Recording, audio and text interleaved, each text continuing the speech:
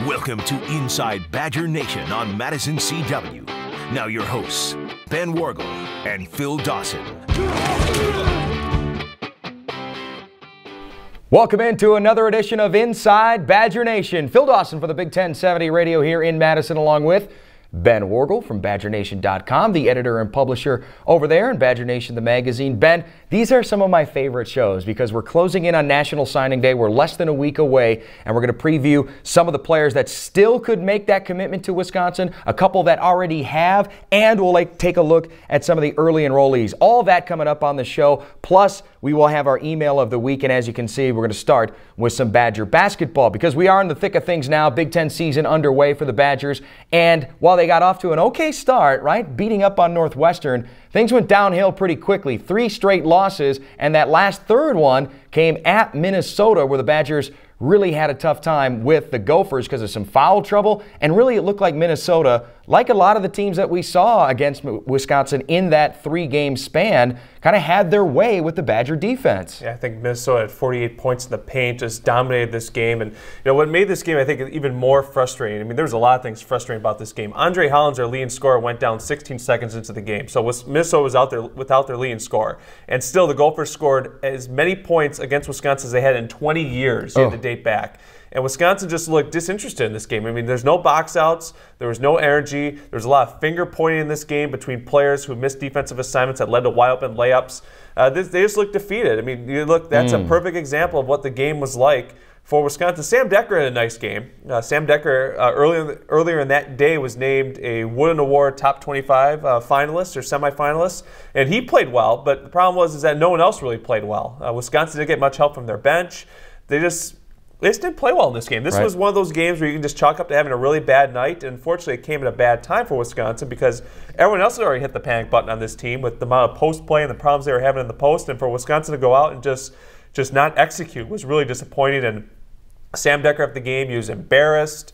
Ben Bruss said humiliated. Frank Kaminsky echoed those words. Greg Gard called their defense a sieve. Yeah, I mean, it was just a bad night for Wisconsin, and they even got delayed at Minneapolis St. Paul Airport when they security gate closed on them. So they didn't get home till like 2:33 in the morning. It was just a bad night overall for Wisconsin. Just erase and throw the tape away and move on to the next one. And thankfully, they did that. Well, right, and with Minnesota too, that was the 3rd team in a row that had shot 50 or better percent from the field against them, including 66% in the second half. Ugly, ugly defense. But it got better because they went to Mackey Arena, a place where they rarely win. And what do? Pull off a win. 72-58 right there, your final. And this one, again, snapping the 3-game skid, had the 5 players in double figures, led by Frank Kaminsky, 16, Sam Decker, Trey Jackson, 15 apiece. And I think the other thing that jumps out, the free throws, right? They got to the free throw line. And the defense, how about this? Not 50%, not even 40%, 35% from the field for Purdue.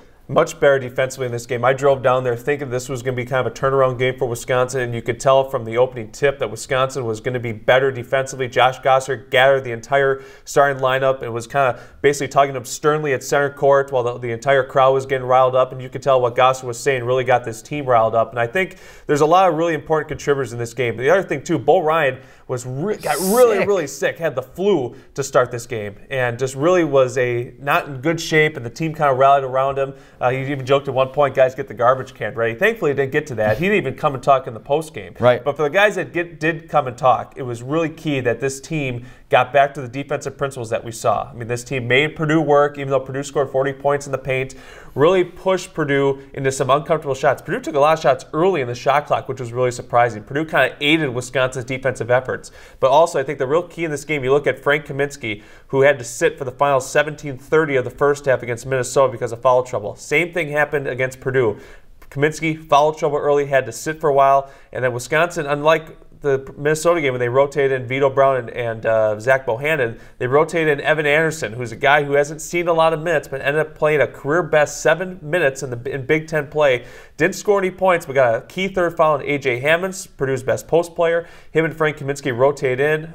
Anderson doing defense, Kaminsky doing offense. Really kind of just brought the Badgers through that first half. In second half, Wisconsin took over. Purdue got close a couple times to 3, but every time Wisconsin had a run in them, and that's what we like to see from Wisconsin, that when they get pushed a little bit, they can push back and re-extend that lead. This was a big win for Wisconsin. Still a lot of issues with this team, particularly their post defense, but this was a much better performance, especially now that we're going into February, where Wisconsin's going to play a lot of really good ranked teams, including this Saturday against Ohio State. Well, I was going to say, too, Ben, that Tyrone Johnson, leading scorer for Purdue, and a guy who had some big games against the Badgers, finishing with just 10 points in this one. This is a guy who's averaged 16 a game against the Badgers, and is a guy who, like we've seen with other quick point guards, a guy who can get his shot off pretty well, wasn't able to do that and took some of the bad shots, as you mentioned. And so what are we supposed to take from this defense? That they did a really good job, or Purdue took some bad shots? Combination of both? Will we really know? I think it's got to be a combination of both, but you have to give credit to Wisconsin. No Purdue player had over 10 points. Purdue really struggled from the field, and I think that Wisconsin has a lot to do with it. Wisconsin put Purdue in a lot of difficult situations in this game, and I think that's going to really help get the momentum back, that Wisconsin knows what it's like to play solid defense and start winning again. All right, we hit the recruiting trail next here on IBN. Welcome back to Inside Badger Nation. Phil and Ben with you, and we will jump into some of the commits that are already on campus here in a little bit. But Ben, we're less than a week away from National Signing Day, and some of these deals, some of these commits that they're going after, and even the new guys. Who's going to be here? Who are some of the guys the Badgers are still pursuing with less than a week to go to get that fax in to say they're going to be Badgers? Well, there are a couple big guys that are still on the radar, but a couple guys they landed this past couple days here, especially at the cornerback position, which was key for Wisconsin moving forward. When you look at the last 2 games of the regular season for Wisconsin against Penn State, and then in the postseason, I should say, against South Carolina, cornerback play, the lack of depth there really cost this team some big pass plays. And so Wisconsin kind of targeted some of these kids right after the bowl game. We'll start with Derek Tyndall, who committed last week. And Tyndall, very impressive player, a lot to like about him. Versatile, athletic football player that can help out the team in a variety of ways. Probably the best cornerback prospects that our scouting department saw all spring and summer from the state of Florida. True cover corner with a lot of very good ball skills, runs an ideal speed. He's long, 5'11", breaks on the ball quickly, very good in the air. He can go up and really defend at the high point of the football. He's not the biggest guy like you can see there, 5'11", 165, but certainly he's very physical at the point of contact, not shy about coming up and hitting a receiver in contact, and a very good pull for the Badgers in Florida. One of the most underrated players in the Sunshine State for the Badgers that Wisconsin was able to land here just recently. Yeah, and also taking a look at another one, Cornelius Sturgill from Memphis, Tennessee, another corner that they're going after. Obviously, you mentioned it. They need help. I think, right, they already have 3 that have been committed, or these are the second and third cornerbacks that have been committed already? Yeah, they have 3 previous guys commit, but they're all going to be projected at safety. That's Austin Hudson, that's Serge Trenzy, and that's Luburn Figueroa. They're going to try to get Sturgill as a cornerback, and this is primarily wide receiver play because he was such a good athlete for Memphis Melrose High School that they needed to use him on both sides of the ball. You could just kind of see, the way he breaks, his quickness, just a good overall athletic player. He was all district and all state at both receiver and safety. You could tell good ball skills, covers well, and competes hard. You can see just the way he plays wide receiver that he's a good competitor. That's a pretty easy play for him there. But intelligent person, a prospect with a ton of upside that's going to help the Badgers' depth of that position. And like I mentioned earlier, it was evident from the last 2 games of the year when you had Desmond Southward, who's not a cornerback player, as the nickel, had to put him at that position, that Wisconsin needs some depth. They've had a lot of cornerbacks miss some significant time because of injuries and different things. But Sturgill's abilities certainly can help Wisconsin compete better at that position going down the road. And I suppose as you're watching this film right here, again, mainly as a receiver, what to look for here is in and out of breaks, because he's going to be doing the same thing if he's playing corner, those quick choppy steps, and what can he do to get free and get away from a defender and then catch it on the other hand. Yeah, without question. I mean, you don't think you can tell a lot from a guy when he plays wide receiver, but you can certainly tell. Here now we finally get some DB highlights. Can hit the guy, very physical at the point, like I said, but it's all about route running, ball skills, identifying where the quarterback is going to go, and that certainly helps with that relationship with the quarterback wide receiver that he has. And kind of interested to see what he can do for Wisconsin. Don't know a ton about him, but Wisconsin's been monitoring him for probably going back to like late winter, and they finally pulled the trigger on him. And this was a quick decision for Sturgill. As soon as he got that Wisconsin Suffer, he knew that the Badgers was where he wanted to play college football. So a couple of commits come this last week, and they're still in on a couple of others. And again, we're talking about another safety/corner. Tell us about Dakota Dixon. Yeah, this will be important for Wisconsin if they can land him. One of those players that can help your team in many ways. He played running back, wide receiver, safety, cornerback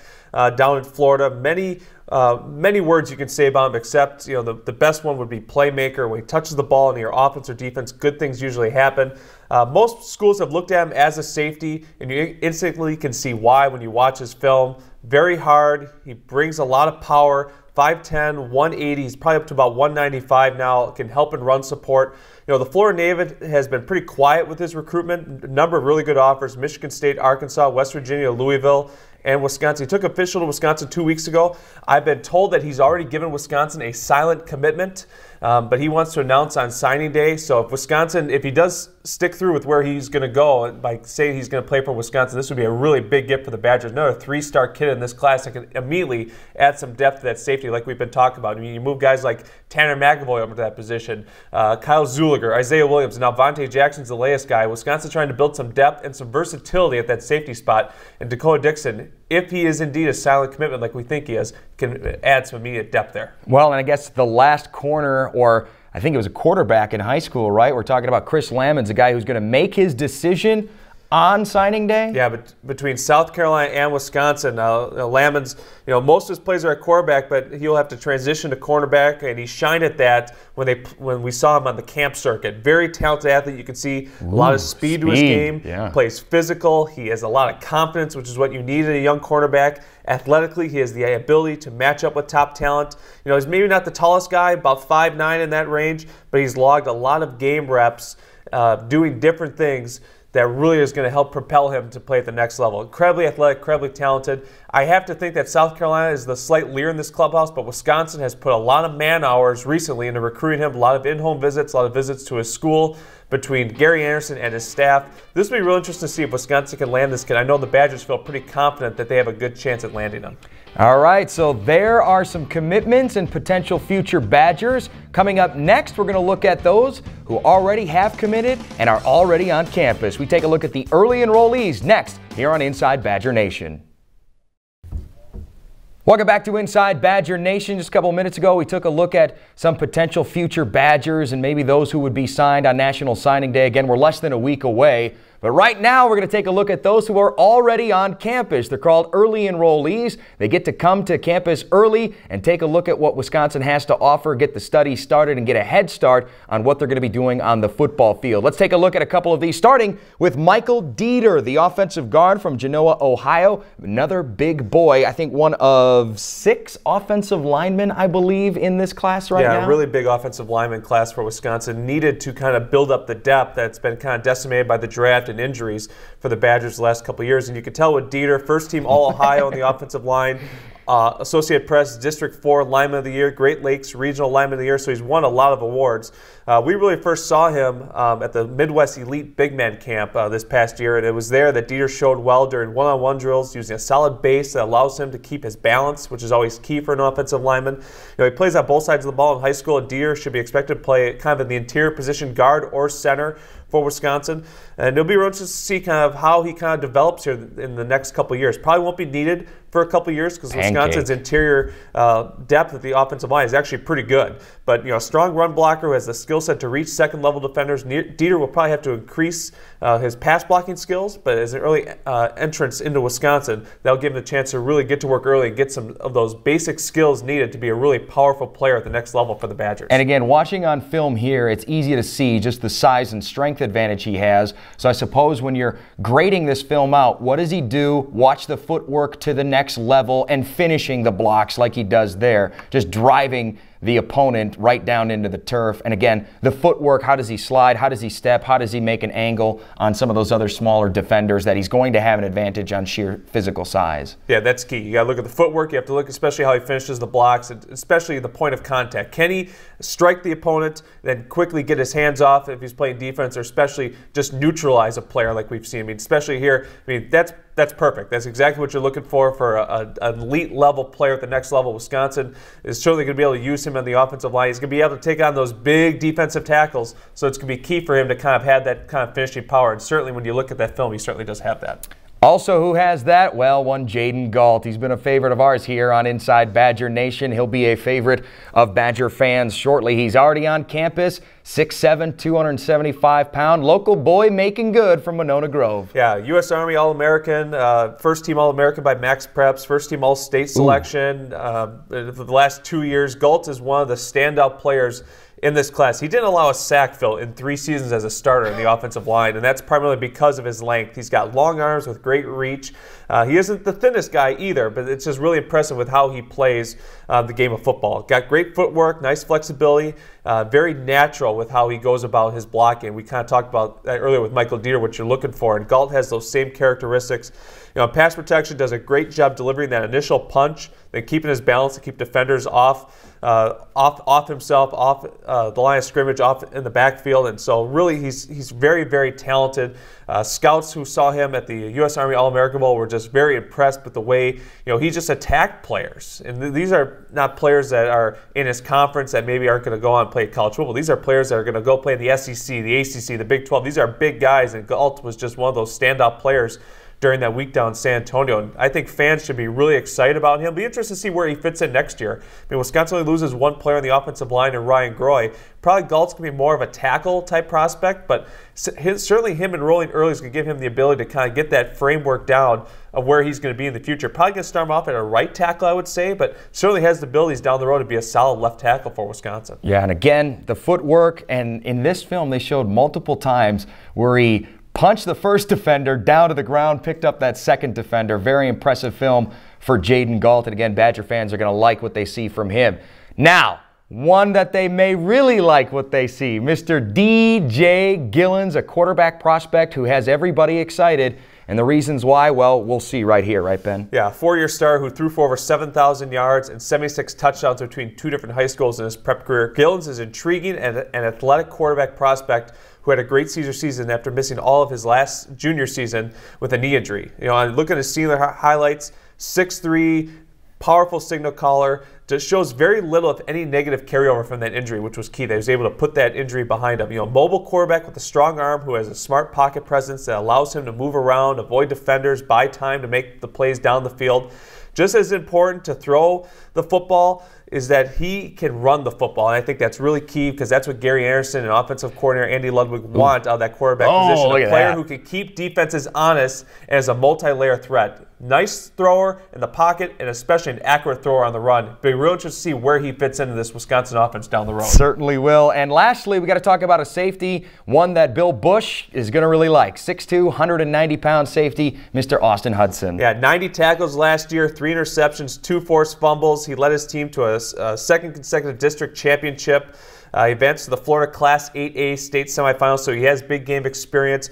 4.4 40-yard dash. That really what popped to Wisconsin when Hudson came up for the summer evaluation camp. And he needs to improve his just his vertical jump a little bit. He needs to just be a little bit better athlete. But he's got a long, wiry body that's really going to help Wisconsin in the secondary. Absolutely. Those are your early enrollees. We'll have our email question of the week when we return.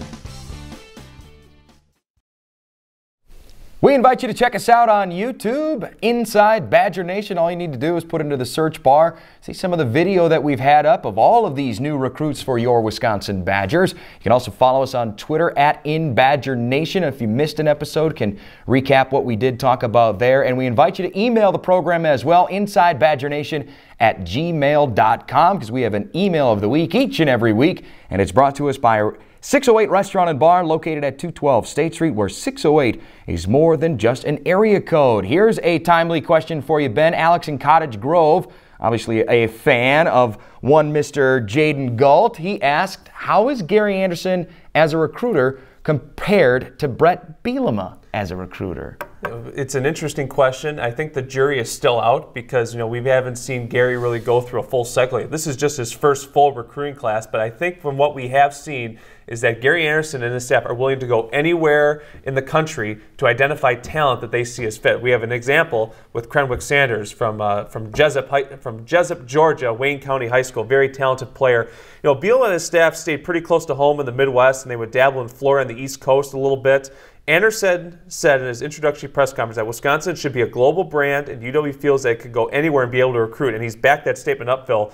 12 commitments have come from a different state. So wow. Wisconsin has gone everywhere over the map, including Georgia. You look at Florida. You look at Hawaii, Tennessee, Virginia. They have gone everywhere in this class, and they've also kept the best talent in state. 8 of the top 9 Wisconsin high school seniors are currently committed to Gary Anderson. As it stands today, Anderson is putting together the best class in program history, and that dates back to when Scout.com first started ranking kids in 2002.